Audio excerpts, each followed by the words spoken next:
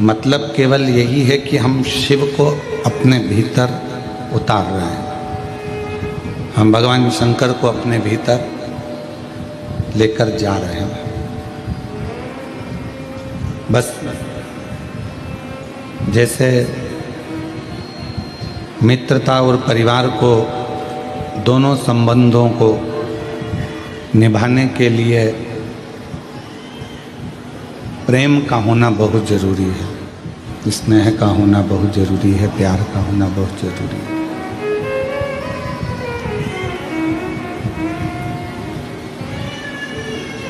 पर आज के ज़माने में मित्रता हो चाहे परिवार हो, आवाज़ खोल दो, मित्रता हो चाहे परिवार हो,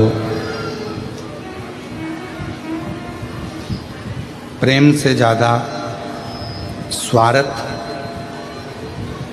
उन रिश्तों में आ गया है।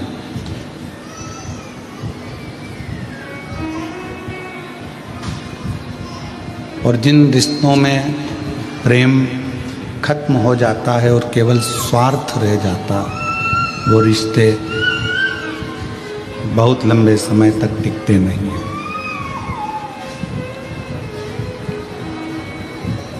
फिर इन रिश्तों की कोई मूलता, उन रिश्तों का कोई महत्व, इन रिश्तों का कोई मतलब नहीं रहता।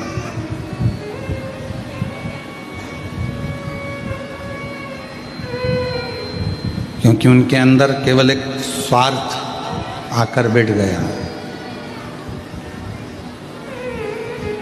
प्रेम खत्म हो गया। तो मित्रता हो, रिश्ते हों, चाहे परमात्मा की अविरल भक्ति हो,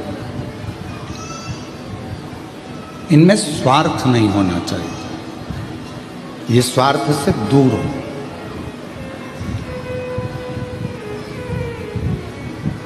जब हम स्वार्थ को त्याग कर, स्वार्थ को दूर हटाकर फिर भगवान की भक्ति करते हैं या मित्रता करते हैं या परिवार से रिश्ता संबंध रखते हैं, तो फिर वो रिश्ते बहुत टिकते हैं, वो भक्ति बहुत टिकती है, वो भगवान का भजन बहुत टिकता है।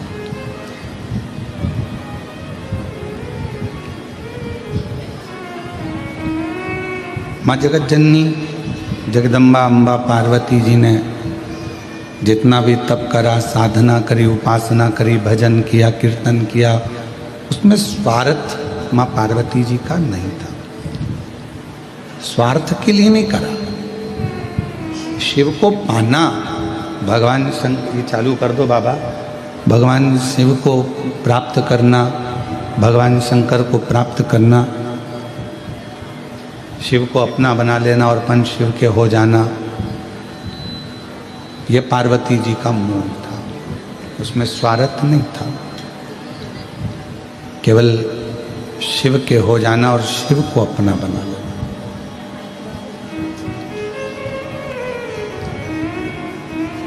आज रिश्ते क्यों खत्म हो रहे हैं? क्योंकि इसमें प्रेम खत्म हो गया, स्वार्थ रह गया।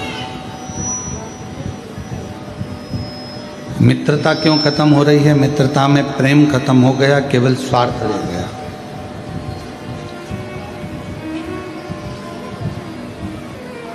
भक्ति कहाँ जाकर खत्म हो जाती है कि व्यक्ति का स्वार्थ पूर्ण नहीं हो पाता। हमने भगवान से ये मांगा और भगवान ने हमको नहीं दिया तो हम मंदिर जाना छोड़ देते। हमने भगवान से बहुत सारी लिस्ट बनाकर तैयार रखी और भगवान के सामने रख दी कि मेरा ये काम है, और भगवान यदि पूरा ना करे तो फिर हम भगवान का भजन करना छोड़ देते, स्मरण करना छोड़ देते।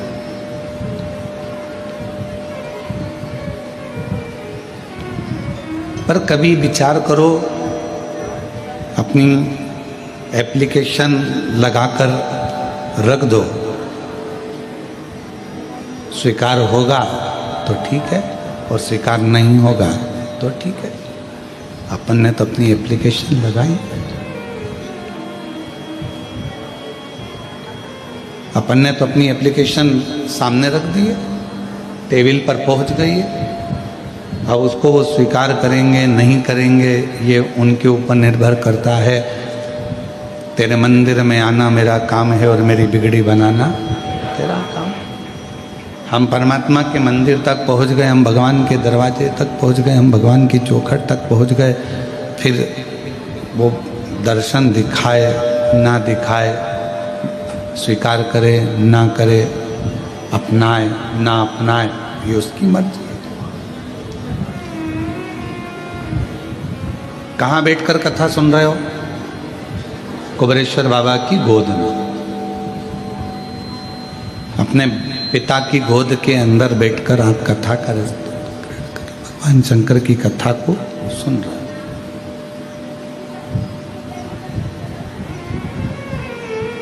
और पिता की गोद में बैठकर, भगवान शंकर की गोद में बैठकर जब हम कथा का लाभ ले रहे हैं, पिता की गोद में बैठकर जब हम कथा को श्रवण कर रहे हैं,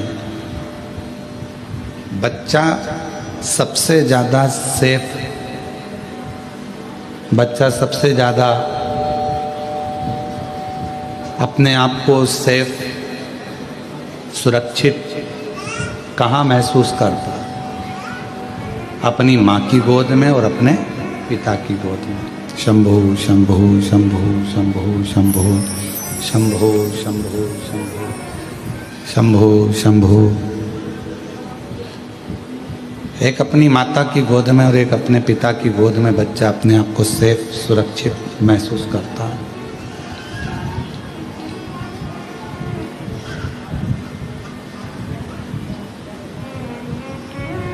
बाकी का कोई भी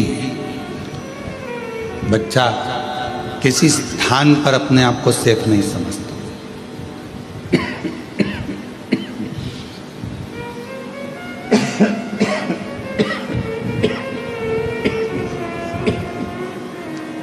गला बहुत पकड़ रहा है, माइक आवाज़ ठीक नहीं, आपको सुनने में कैसा लग रहा है? आप भी तो जानो कि सुनाई सही दे रहा है, अच्छा लग रहा है, ये आपको मालूम होना चाहिए।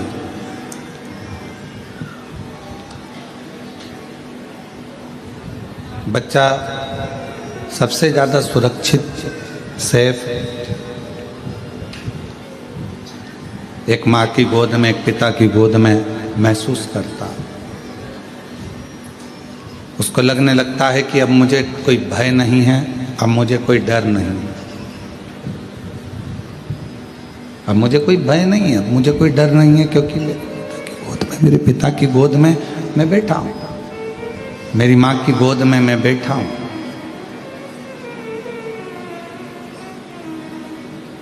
अब मुझे कोई टेंशन नहीं है, अब मुझे कोई चिंता नहीं है, अब मुझे कोई परेशानी नहीं है। तब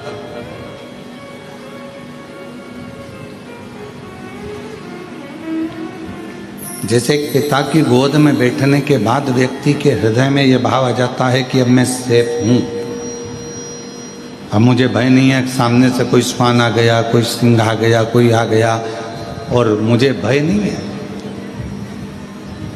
कुबेरेश्वर धाम पर आप जितने भी बैठकर कथा को श्रवण कर रहे हैं, पितृपक्ष में या ऑनलाइन टीवी के सामने बैठकर, मोबाइल पर, दुकान पर, कहीं पर भी बैठकर शिव महापुराण की कथा यदि आप श्रवण कर रहे हैं, तो आपको यह महसूस होना चाहिए कि अब हम भगवान शंकर की गोद में बैठ गए हैं। हमें अब संसार का कोई भय नहीं है, हमें कोई भय का, हमको डर नहीं सकती, हमको कष्ट नहीं दे सकती, हमको परेशान नहीं कर सकती।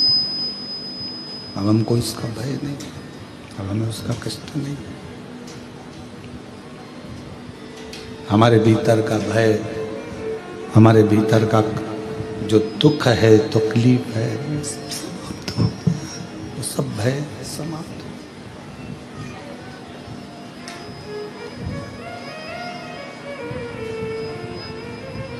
उसी तरह भगवान शिव की कथा में, भगवान शंकर के चरणों में, भगवान शंकर की कथा में, भगवान शंकर की इस पवित्र गोद में बैठकर जब हम जितनी देर आप शिव महापुराण की कथा में बैठें, जितनी देर आप भगवान शंकर की अविरल कथा को धारण करें, जितनी देर आप भगवान शिव की पवित्र कथा को अपने हृदय में, अपने चित्त में, अपने मन में उतारें, उतनी देर अपने मन में ये भाव रखें कि मैं शिव की गोद में बैठा हूँ मेरे पिता की गोद में बैठा हूँ। और ये निश्चित है, पिता की गोद में से जब बच्चा उठता है, पापा का मोबाइल, पेन, जेब में कोई सामान होता है वो, या कोई सामग्री बच्चा लेकर उठता है।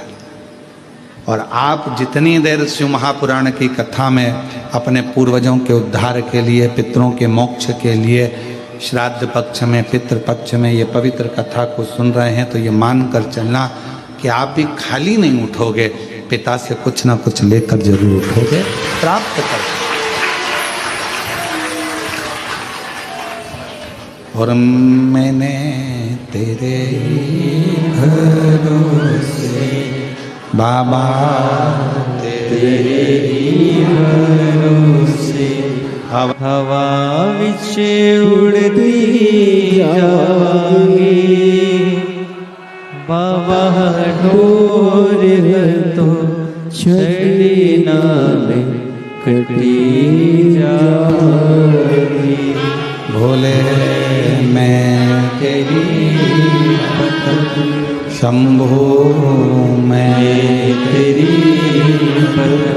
हवा विच उड़ती जावांगी, बाबा डोर तो छड़ी ना में कटी जावांगी।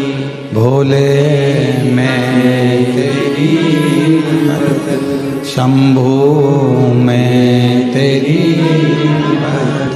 हवा विच उड़ती जावांगी, बाबा डोर तो छड़ी ना में कटी जावांगी। शिव को मानकर, अपना बाबुल मानकर, अपना पिता मानकर जब हम उसके पास में बैठते हैं, उसकी गोदी में बैठते हैं, उससे अपने मन की बात, अपने हृदय की बात कहते हैं, तो शिव उसको स्वीकार करता है।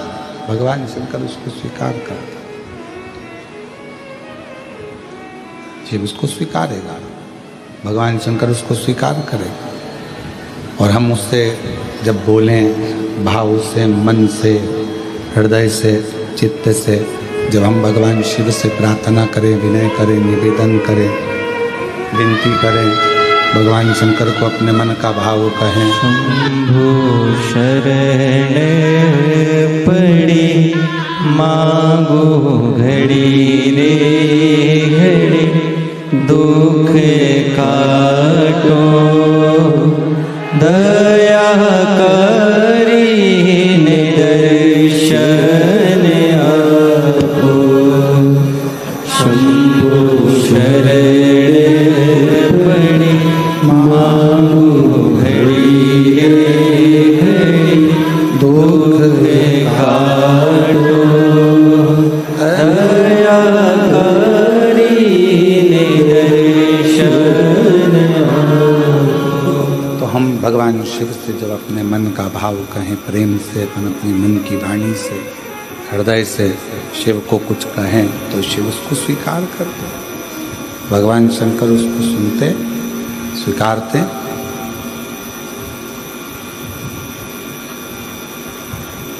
पर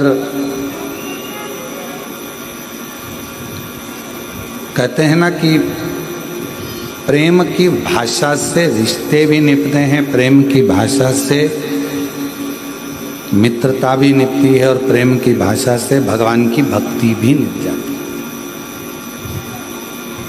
भगवान की अविरल भक्ति को गुनगुन आवाज आ रही है। भगवान के अविरल भक्ति को पाने के लिए स्वार्थ बीच में नहीं आना चाहिए।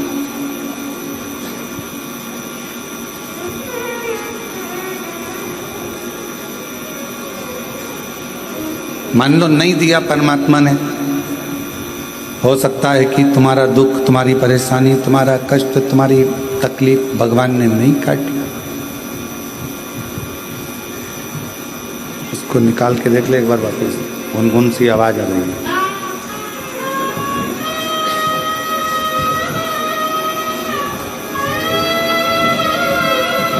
भजन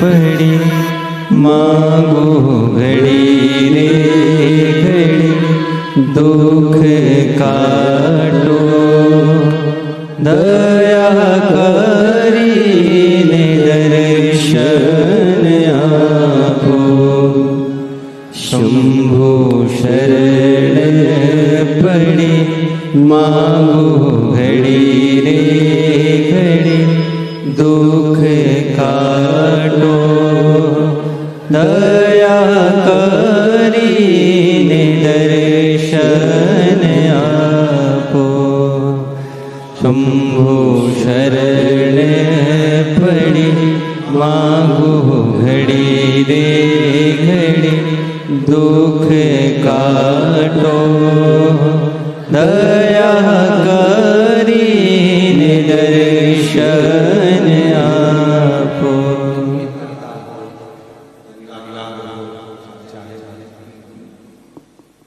इन तीनों में प्रेम सबसे ज्यादा है।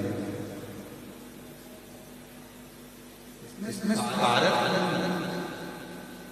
भगवान की अगर कर रहे हो भगवान भारत जहाँ भारत में आया है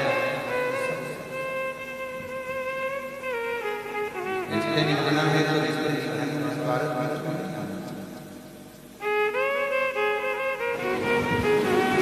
संबंधों के बीच में जब स्वार्थ आ जाता है तो फिर वो संबंध, वो रिश्ते, वो नाते सब खत्म हो जाते हैं, तो सब समाप्त हो गए। मित्रता के बीच में अगर स्वार्थ आ गया तो वो भी समाप्त हो गया। जाओ भगवान के मंदिर में एक लोटा जल चढ़ाने के लिए, पर मान लो अगर तुम्हारा कोई कार्य नहीं हुआ, तुम्हारा कोई कार्य भगवान ने नहीं स्वीकार करा, तुम्हारा कोई कार्य भगवान स्वीकार नहीं करे, तो उसमें ये नहीं कि मैं कल से मंदिर ही नहीं आऊँगी, मैं भगवान का भजन ही नहीं करूँगी, मैं स्मरण ही नहीं करूँगी, मैं तो शिव को मानूंगी ही नहीं, भगवान की भक्ति ही नहीं करूँगी, भगवान का भजन ही नहीं करूँगी।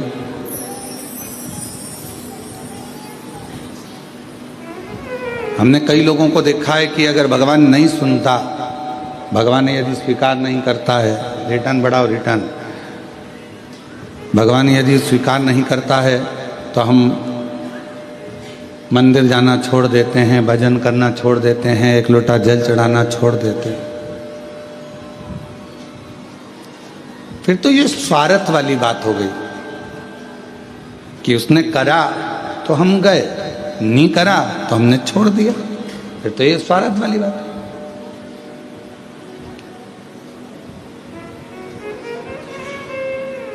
अजामिल की कथा का स्मरण करिएगा जरा।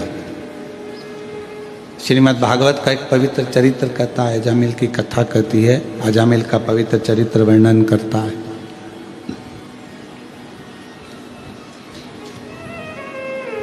भगवान की अविरल भक्ति में अजामिल लगा हुआ था, भगवान के भजन में अजामिल लगा हुआ था, स्मरण करता था, भजन करता था, कीर्तन करता था, मंत्र जाप करता था, नाम जाप करता था। पर उसके नगर में एक वैश्या ने अपना घर बना लिया।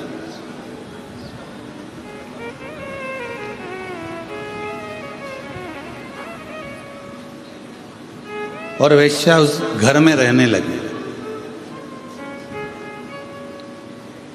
बड़ा सुंदर भवन बनाया। पूरे नगर में सूचना हो गई कि इस घर में जो नारी रहती है, स्त्री रहती है, वो बड़ी सुंदर है, वो वेश्या बड़ी सुंदर। अब इतनी चर्चा सुनी तो मन में उमंग तो उत्पन्न हुई ना कि एक बार जाके देखें तो सही। कई लोगों के मन में रहता है, कुबेरेश्वर धाम के जब चित्र देखते हैं, फोटो देखते हैं या वीडियो देखते हैं तो उनके मन में भाव उत्पन्न हो जाता है, उनके मन में भाव आता है। कुबेरेश्वर धाम के जब चित्र फोटो ये नहीं चल रहे हैं क्या? आके सुनो तो सही इसको। कुबेरेश्वर धाम के जब चित्र देखते हैं, फोटो देखते हैं या वीडियो देखते हैं तो उनके मन में भाव उत्पन्न हो जाता है कि एक बार जरा जाके देखें तो, दर्शन तो करें।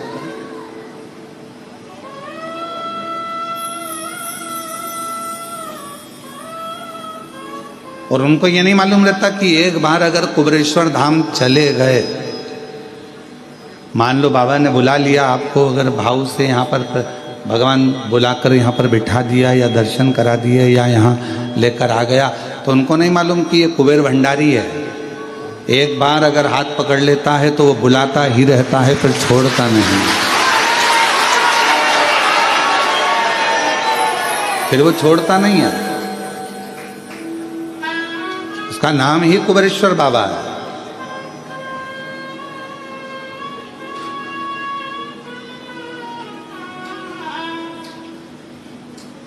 वैश्या ने मकान बनाया बड़ा सुंदर, उसमें उसका निवास हो गया।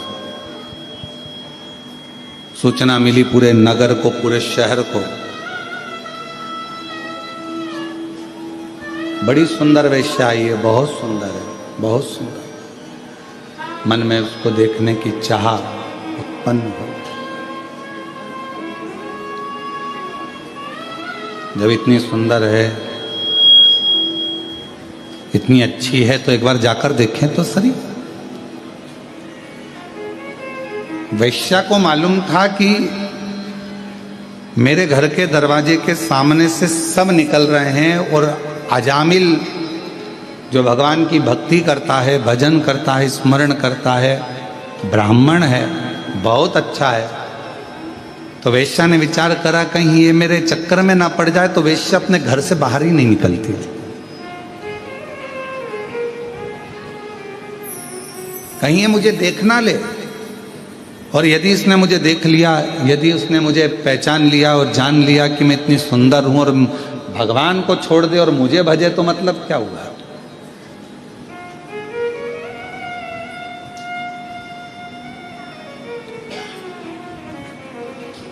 अब ईमानदारी से बोलो, आप थी वो वैश्या, श्रीमद् भागवत में लिखा है, पर उसके हृदय में भगवान के प्रति कितना भाव होगा, कितनी हृदय से वो परमात्मा की समर्पित हो।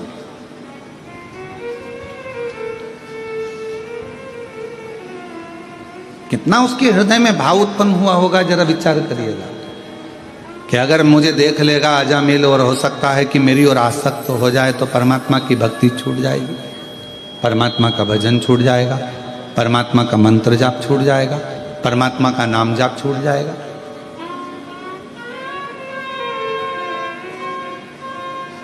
घर से ही नहीं निकली है वैश्या, घर से ही नहीं निकलती। पूरे नगर में सूचना हो गई कि गांव में एक वैश्या ने अपना घर बनाया है, वैश्यालय बनाया है, और वहां पर जो वैश्या रहती है वो बड़ी सुंदर है। पूरे नगर में सूचना हो गई, सब दूर खबर हो गई, तो सबके देखने का मन उसमें बहुत बढ़ने लगा कि मन से कि कम से कम हम एक बार जाकर देखें। तो सबने देख लिया और सब सूचना दे रहे हैं। अजामिल ने विचार बनाया कि मैं रोज मंदिर जाता हूं, आज एक काम करता हूं, मंदिर तो जाऊंगा पर वैश्या के घर के सामने से जाऊंगा, देखते देखते कि ऐसी कितनी सुंदर है, उसकी सुंदरता इतनी कैसे है।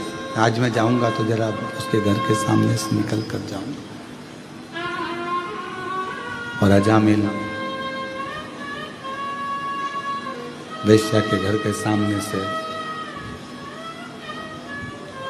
वैश्या के घर के सामने से निकलकर भगवान भोलेनाथ कृपा कर सब पर,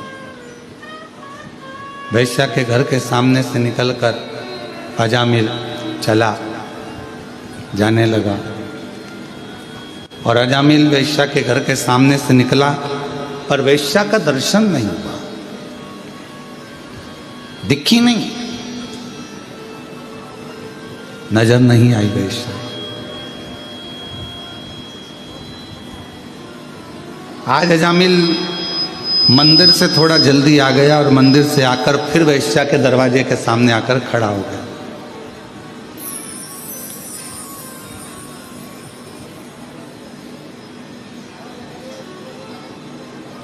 जो पथ भटकाने वाले होते हैं ना, तो परमात्मा का जो समय होता है उसको खींचते हैं। भगवान का जो समय है, पथ भटकाने वाले परमात्मा के समय को अपनी ओर खींचने का प्रयास करते हैं।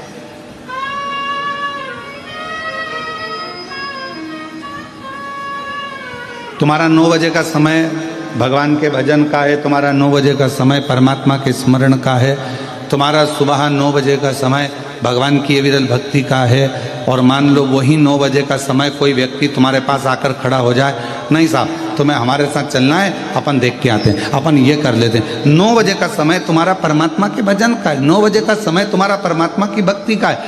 तुमने ये समझ के रखा है कि 9 बजे मैं भगवान के मंदिर में रहूंगी, 2 बजे या 1 बजे जब शिव महापुराण की कथा आस्था चैनल पर आएगी मैं उसको श्रवण करूंगी। ये तुम्हारे अंदर भाव उत्पन्न हो गया, तुम्हारे भीतर ये भाव जागृत हो गया, और तुम उस कथा को सुनने के लिए तुमने 1 बजे का समय निकाला, और मान लो उस बीच में कोई आकर बैठ गया या कोई व्यक्ति आ गया या कोई तुम्हारे मंदिर के जाने के समय पर तुम्हारा टाइम लेने के लिए, नहीं तुझे मेरे साथ चलना है, तुझे ये करना है, समझ लेना कहीं पथ को भटकना है। वो तुम्हारा पथ भटकाने के लिए आया है।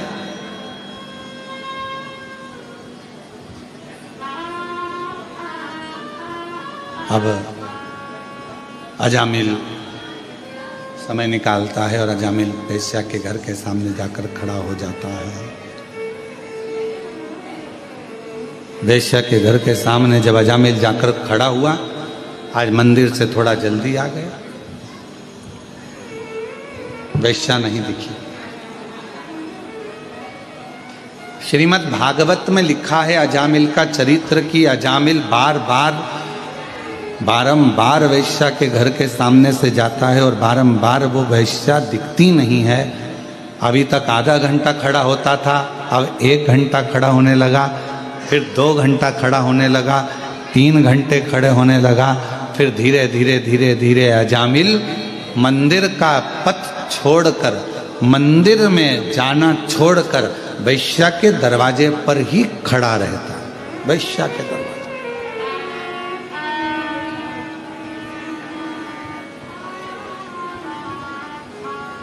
फिर वो वेश्या का दरवाजा छोड़ता ही नहीं। और अब तो उसने एक संकल्प ले लिया कि जब तक मुझे वो वेश्या नहीं दिखेगी तब तक मैं घर नहीं जाऊंगा और ना मैं भोजन करूंगा। अब शिव महापुराण में श्रीमद् भागवत में एक बड़ा सुंदर चरित्र आता है। श्रीमद् भागवत में वर्णन किया गया कि श्रीमद् भागवत में कहा गया कि इतना त्याग अजामिल ने एक वेश्या के लिए करा, और मान लो उतना त्याग अजामिल मेरे ओघड़दानी भगवान शिव के लिए कर लेता तो शायद शिव का दर्शन हो जाए, भगवान शंकर का दर्शन हो जाए। और शंभु शरण बड़ी मांगो घड़ी रे घड़ी, दुख काटो दया करीन दर्शन।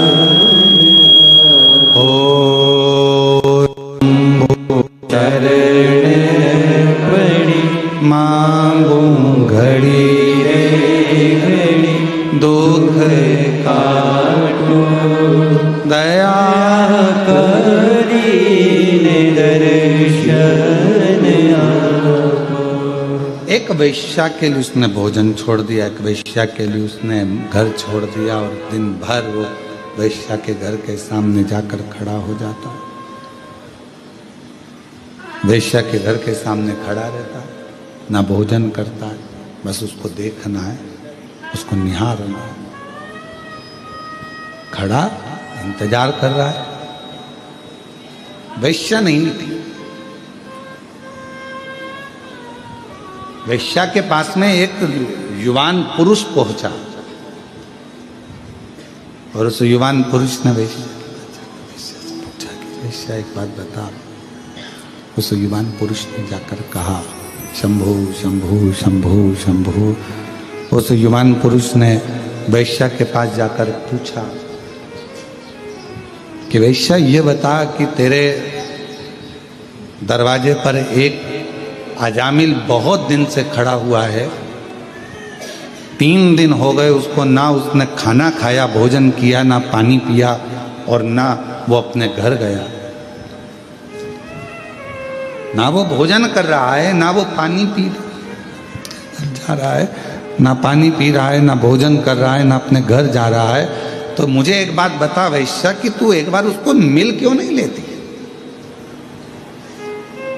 जब इतना जिद कर रहा है, इतना जिद्दी हो गया है, इतना जिद कर यदि वो खड़ा है, तो फिर तू एक बार जाकर उससे मिलती क्यों नहीं? तू एक बार उसके पास पहुंचती क्यों नहीं? जा तू एक बार उसके पास, एक बार उसके सामने चली जा, और भले मिलने ना जाए तो कम से कम वो छज्जे में खड़े होकर दरवाजा ही खोल ले।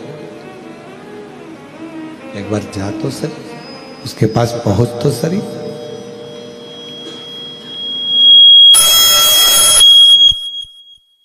जा वैश्या।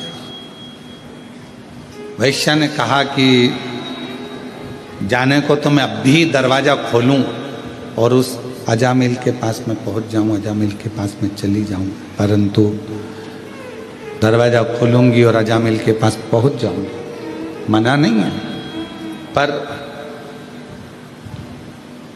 मेरा मन कहता है कि अजामिल बहुत सत्संगी है। मेरा मन कहता है कि अजामिल बहुत भगवत प्रेमी है। मेरा मन कहता है कि अजामिल बहुत भगवत भजन करने वाला है, और एक भजन करने वालों को भजन से निकाल कर मैं अपने में लगा लूं तो ये श्रेष्ठता नहीं है मेरी।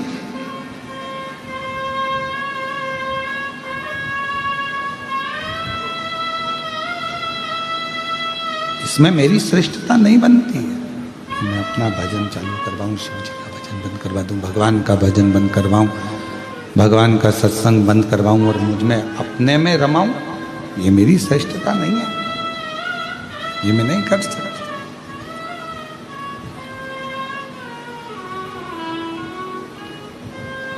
तो फिर अजामिल तो मर ही जाएगा। 3 दिन तो उसको हो ही गए हैं कि भोजन नहीं कर रहा है, 3 दिन तो हो गए, उसने पानी नहीं पिया है।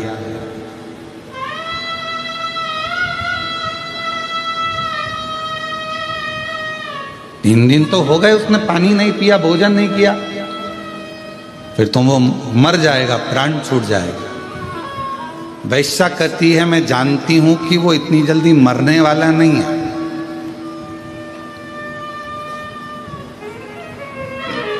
उसके प्राण नहीं जाएंगे।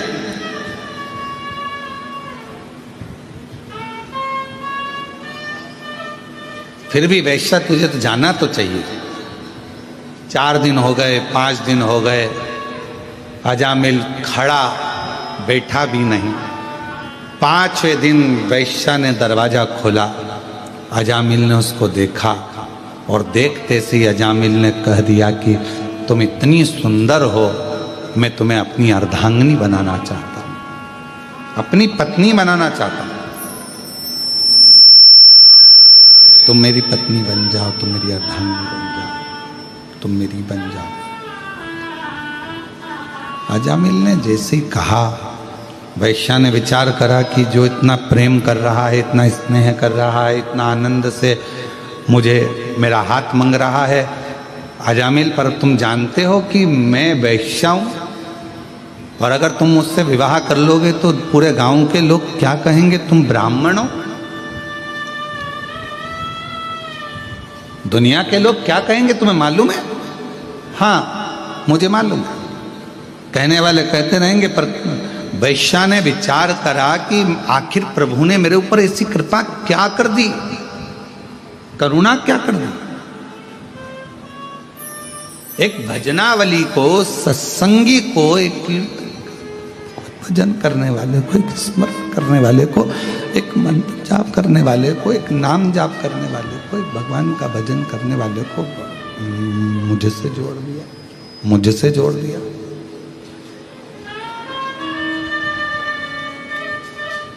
और मैंने तेरे ही भरोसे बाबा, तेरे ही भरोसे हवा विच उड़ती जावांगी बाबा, और हतो छड़ी नाम कटी जावांगी। भोले मैं तेरी पतंग शंभो मैं तेरी पतंग हवा बिच उड़ती जावांगी। बाबा डोर तो छड़ी नाम कटी जावांगी। तो वैश्या ने विचार करा कि आखिर परमात्मा ने मेरे ऊपर इतनी कृपा, इतनी करुणा, इतनी उदारता कैसे कर दी? प्रभु ने मेरे ऊपर इतनी बड़ी कृपा कैसे कर दी? ये भजन करने वाला, ये कीर्तन करने वाला, ये मंत्र जाप करने वाला, ये नाम जाप करने वाला, ये स्मरण करने वाला, ये मुझसे जुड़ गया, मतलब ये प्रभु की ही तो कृपा, ये उनकी तो उदारता, ये उन्हीं की तो दया। और बहुत सावधानी से इस कथा को अपने चित्त में, अपने मन में लेकर रखिएगा। बहुत गलत काम यदि आप कर रहे हैं, झूठ बोल रहे हैं, प्रपंच कर रहे हैं, गालियां दे रहे हैं, अपशब्द कर रहे हैं, ताने दे रहे हैं, पाप कर्म कर रहे हैं, और उसके बाद भी, इतना गलत करने के बाद भी अगर कहीं आपका कोई ऐसा व्यक्ति जो भगवान से जुड़ा हुआ है, उसका संग आपको मिल जाए, तो समझ लेना कि शिव की कृपा है जो आपको पार उतारना चाहता है। भगवान शंकर की करुणा, कृपा, दया है जो पार उतारना चाहता है, जो आपको पार लगाना चाहता है। ये भगवान शिव की कृपा है, भगवान शंकर की करुणा है, भगवान शंकर की दया है, ये शिव की उदारता है।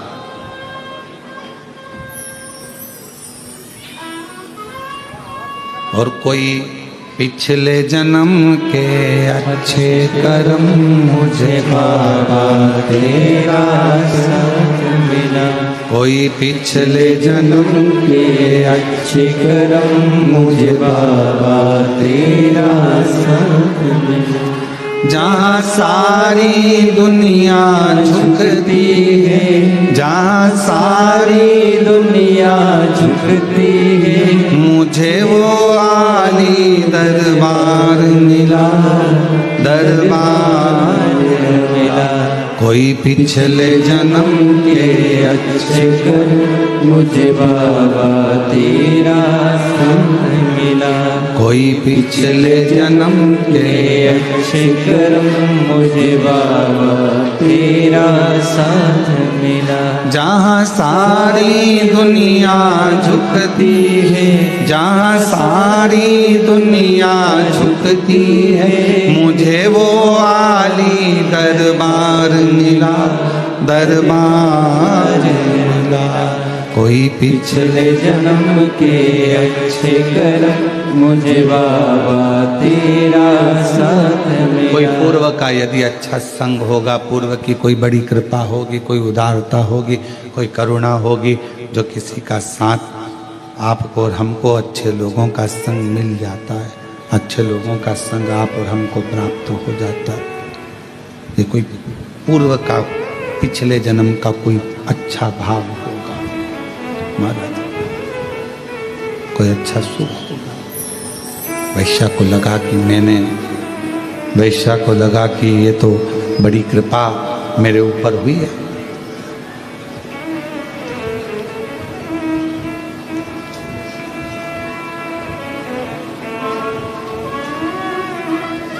और शादी हो गई, विवाह हो गया। कितना ध्यान लगाकर बैठा था अजामिल वैश्या के भवन की ओर।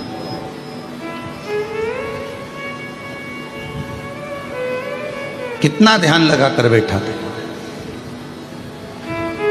कहते हैं जितना ध्यान अजामिल ने वैश्या की ओर लगाया, उतना ध्यान यदि अजामिल इतने वर्षों से भगवान का भजन कर रहा था, वर्षों हो गए थे उसको भजन करते करते, बचपन उसका भजन में निकला, जवानी उसकी अधेड़ी में जा रही थी और युवान हो चुका था, बचपन से भजन कर रहा था, ब्राह्मण कुल में जन्मा था, अच्छा भजन था, सत्संगी था, संकीर्तन करता था, भगवत भजन में डूबा हुआ।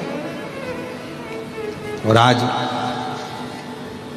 जितना उसने बचपन में भजन करा और जवानी तक वो भगवान की भक्ति करता रहा और युवान अवस्था में वेश्या के दरवाजे पर पहुंचा, 4 दिन में उसने इतना कड़क नियम ले लिया कि चौथे दिन वेश्या उसको पत्नी के रूप में मिल गई। तो श्रीमद् भागवत में अजामिल का चरित्र कहता है जैसे 4 दिन उसने दृढ़ता बनाई और वेश्या को अपनी पत्नी बना लिया।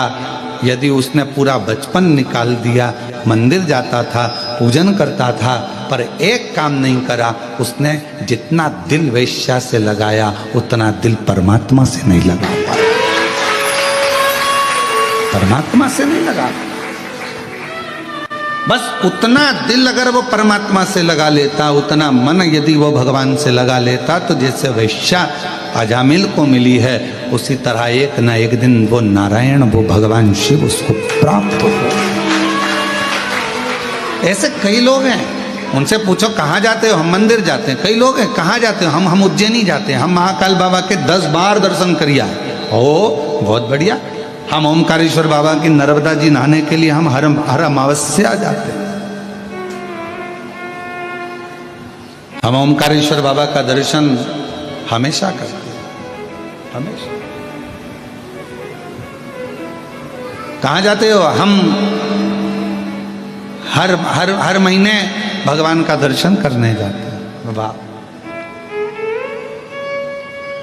अब कोई तुमसे पूछे कि तुम हर महीने भगवान का मंदिर जाते हो, भजन करने जाते हो, उज्जैनी जाते हो, विश्वनाथ जाते हो, ओमकारेश्वर जाते हो, भीमा शंकर जाते हो, या कुबरेश्वर जाते हो, या ब्रजरज में जाते हो, या अयोध्या जाते हो, या तुम जहाँ तुम्हारा मन पड़ता है वहाँ दर्शन के लिए जाते हो, पर कोई तुमसे पूछे कि तुमने वहाँ गए तो सही, दर्शन भी किया, 200-500 रुपये, 1000-500, 2000 खर्च भी करे, तुम सब कुछ करे, पर कोई तुमसे पूछे कि ये बताओ कि तुम दिल कितना लगाए हो भगवान से, तुम भगवान से अपना मन कितना लगाए हो, तुम अपना हृदय कितना लगाए।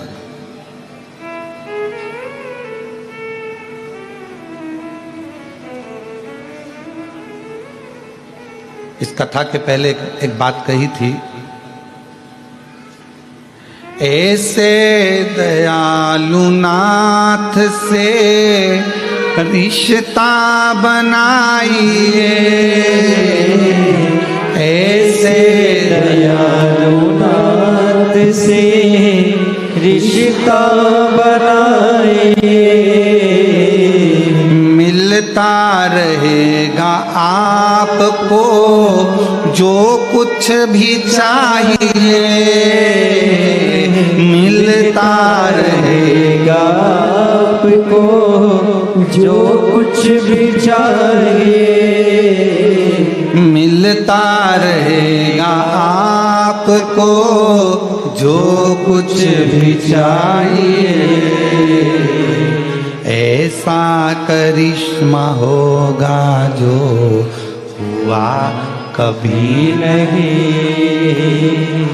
ऐसा करिश्मा होगा जो हुआ कभी नहीं, तेरी दया बनी रहे जब तक है जिंदगी, तेरी दया बनी रहे जब तक है जिंदगी, मांगा है भोलेनाथ से वरदान एक ही, मांगा है भोलेनाथ से वरदान एक ही, तेरी कृपा बनी रहे जब तक है जिंदगी, तेरी कृपा बनी रहे जब तक है जिंदगी, मांगा है भोलेनाथ से वरदान एक ही, मांगा है भोलेनाथ से वरदान एक ही। इतने सालों से मैं मंदिर जा रहा हूँ, इतने सालों से मैं शिवालय जा रहा हूँ, इतने सालों से मैं तीर्थ जा रहा हूँ, इतने सालों से मैं भगवत भजन में जा रहा हूँ, पर कोई तुमसे पूछे कि तुमने दिल कितना लगाया, वो भी तो मूल है। तुमने परमात्मा से दिल कितना लगाया?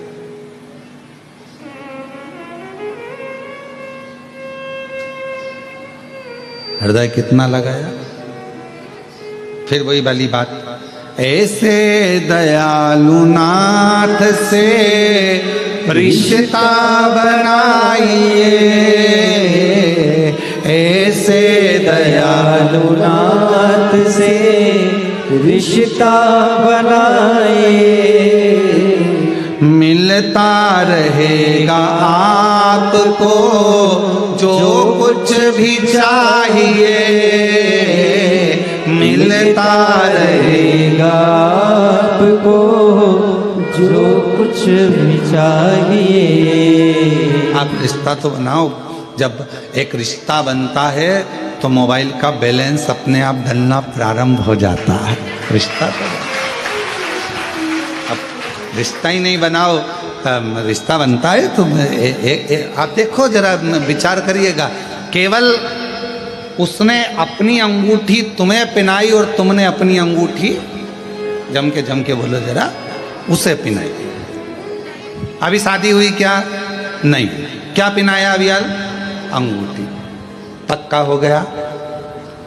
अब पक्का होते से ही तुम्हें मालूम पड़ा कि उसके पास में तो मोबाइल ही नहीं है। तो क्या करा तुमने? जम के बोलो। देखो ये तुम्हारी कथा है। तुमने क्या करा? मोबाइल दिया। अब मोबाइल में बैलेंस कौन डलवाएगा? खत्म हो गया तो वो अपने पापा को बोले, मम्मी को बोले, नहीं, बैलेंस कौन डलवा रहा?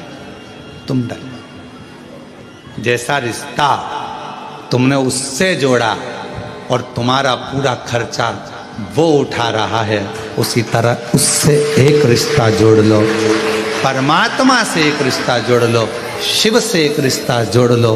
जब एक रिश्ता उस शिव से जुड़ जाएगा, परमात्मा से जुड़ जाएगा, शंकर जी से जुड़ जाएगा, भगवान से जुड़ जाएगा, या भगवान से तुम जब कोई रिश्ता जोड़ लोगे तो फिर तुम्हारा पूरा भार, तुम्हारा दुख, तकलीफ, कष्ट, परेशानी सब देवाधिदेव महादेव भगवान शिव की हो जाएगा, सब शंकर।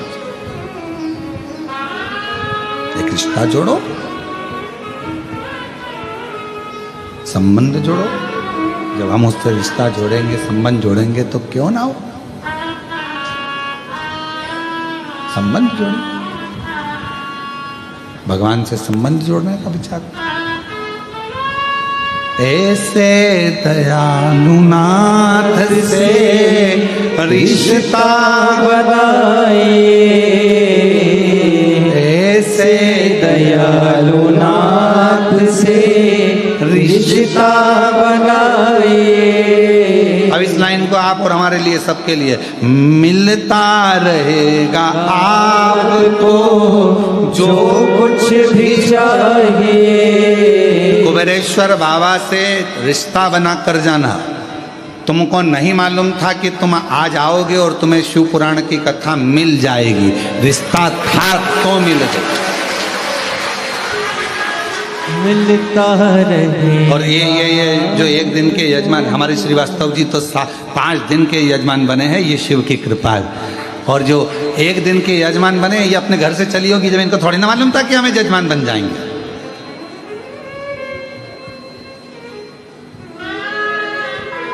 मिलता रहेगा आपको जो कुछ भी चाहिए, मिलता रहेगा आपको।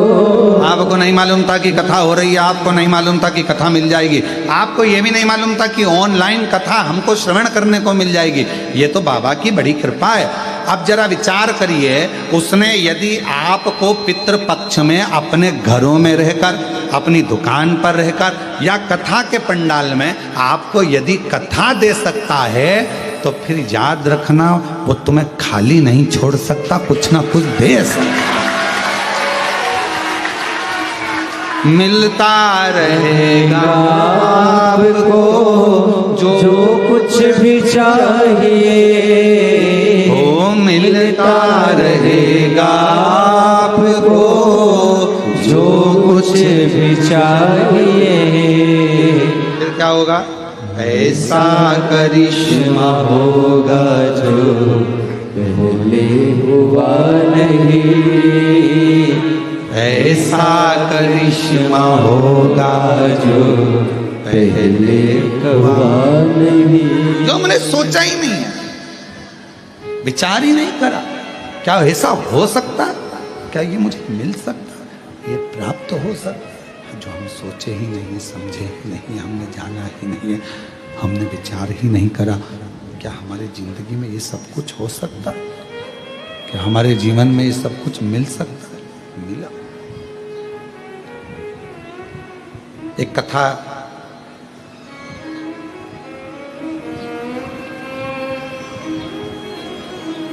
कहती है, कहने से कठिन है सुनना, बोलने से ज्यादा कठिन है सुनना। और हम जानते हैं तुम कैसे सुनते हो, बहुत कठिन है महाराज। और वो भी कोई नया नया, अगर वो नई नवेली दुल्हन आए घर पर तो बेचारी पहले तो समझने में टाइम लग जाता है, क्यों रसोई घर का है, वाशरूम का है, क्यों ये कमरा किसका है, वो कमरा किसका, उसको समझने में समय लग जाता है। उसी तरह नया नया जो शिव पुराण का श्रोता होता है ना, जो पहली बार सुनता है ना, तो पहले तो आके कथा में बैठ जरूर जाता है, पर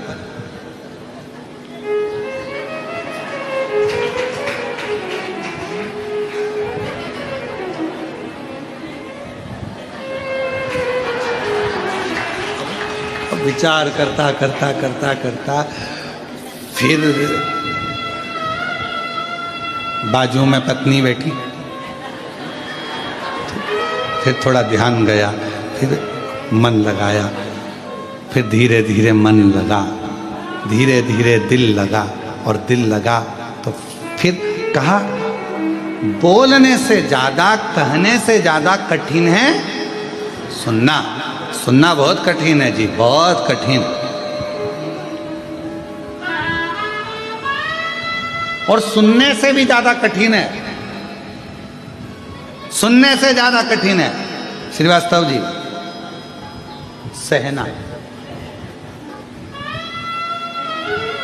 अब तुम कितने सहते होगे? एक तो मुझे लेके आ गई धाम पे, ऊपर से कथा में बिठा दिया, अब इधर से बेल्ट का सारा, उधर से मन बार बार निकाल लूं मल लूं,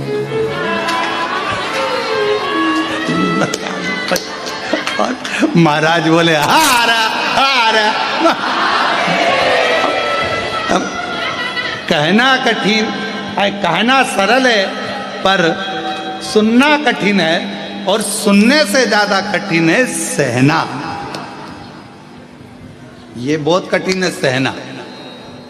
और कहना, सुनना और सहना, और इन तीनों से ज्यादा कठिन है सब कुछ भुलाकर वापिस प्रेम से रहना। ये दुनिया का सबसे कठिन, बहुत पहले कठिन है कहना, फिर कठिन है सुनना, और सुनने से ज्यादा कठिन है सहना। और इन तीनों चीजों से भी ज्यादा कठिन है अपनी पुरानी बातों को भूल कर, पुराने जो भी भूल कर उसमें फिर प्रेम से वापिस रहना, भूल जाना, दिमाग से निकाल देना कि कुछ हुआ,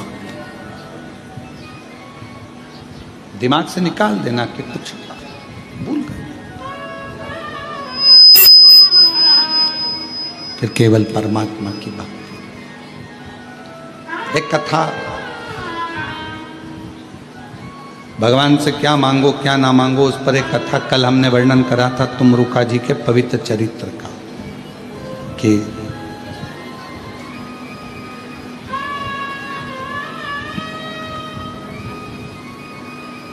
एक बार तुमरुका जी देवऋषि नारद जी के साथ में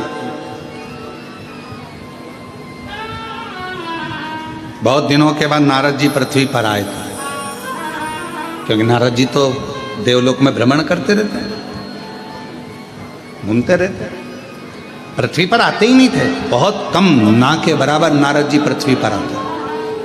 और आज देवऋषि नारद के पास, देवऋषि नारद स्वयं तुमरुका जी के पास में आए।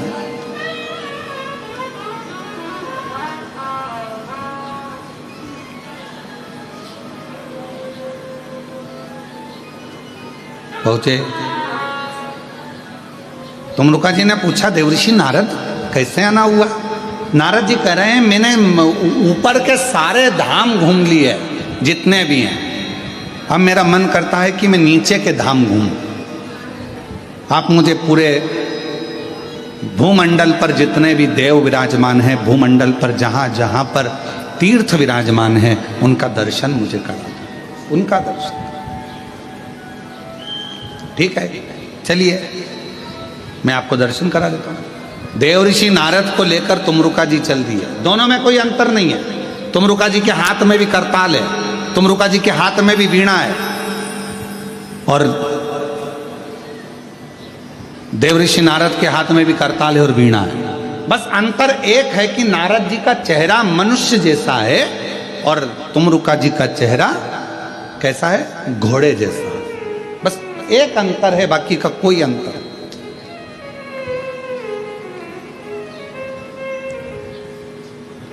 चलो, दोनों चल दिए। अब नारद जी क्या बोलते थे? बोलो बोलो, जम के बोलो जरा। श्रीमन। तुमरुका जी क्या बोलते थे? नमः शिवाय, नमः शिवाय, नमः शिवाय, नमः शिवाय, ओम नमः शिवाय, ओम नमः शिवाय, ओम नमः शिवाय, ओम नमः शिवाय। तुमरुका जी भगवान शिव का मंत्र का उच्चारण कर रहे हैं, षडाक्षर मंत्र का, पंचाक्षर मंत्र का उच्चारण कर रहे हैं। भ्रमण कराए।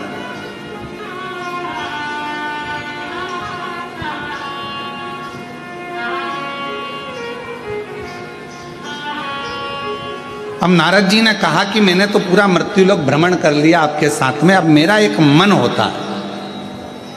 तुमरुका जी, जैसे मेरा मन करा मृत्युलोक में आकर दर्शन करने का, भ्रमण करने का, मृत्युलोक में रहने का, करने का मेरा मन कर रहा है, मैंने दर्शन किया, ऐसा क्या तुम्हारा मन नहीं करता है कि तुम भी देवलोक का दर्शन करो, देवलोक में पहुंचो और दर्शन करो? क्या तुम्हारा मन नहीं कर रहा? चलो, तुम भी चलो। तुमरुका जी ने कहा, चलो मैं भी चलता हूं। तुमरुका जी चल दिए, और सबसे पहले तुमरुका जी देवलोक भ्रमण करने के लिए चले तो नागलोक में पहुंचे, ब्रह्मलोक में पहुंचे, सारे लोकों में दर्शन करते करते आखिरी में, ये कल हमने कहा था, एक कथा ऐसी जो जीवन को सुख प्रदान करे।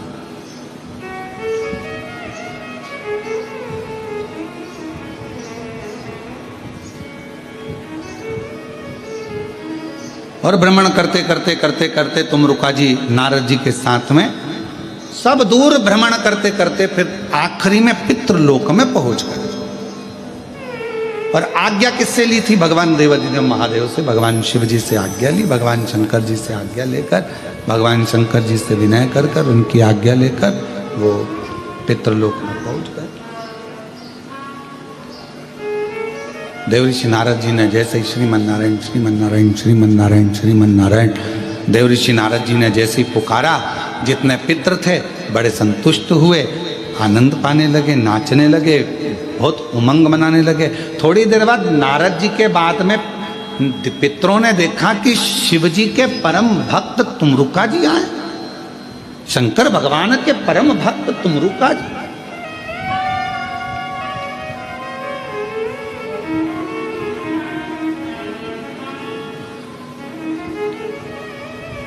और ये तुमरुका जी का दर्शन आप सब कभी नेट पर सर्च करेंगे, गूगल पर सर्च करेंगे तो तुमरुका जी का सुंदर स्वरूप का दर्शन करेंगे कि एक हाथ में करताल है और एक हाथ में वीणा है और घोड़े का मुख लगा है और भगवत भजन में तुमरुका जी डूबे हुए हैं।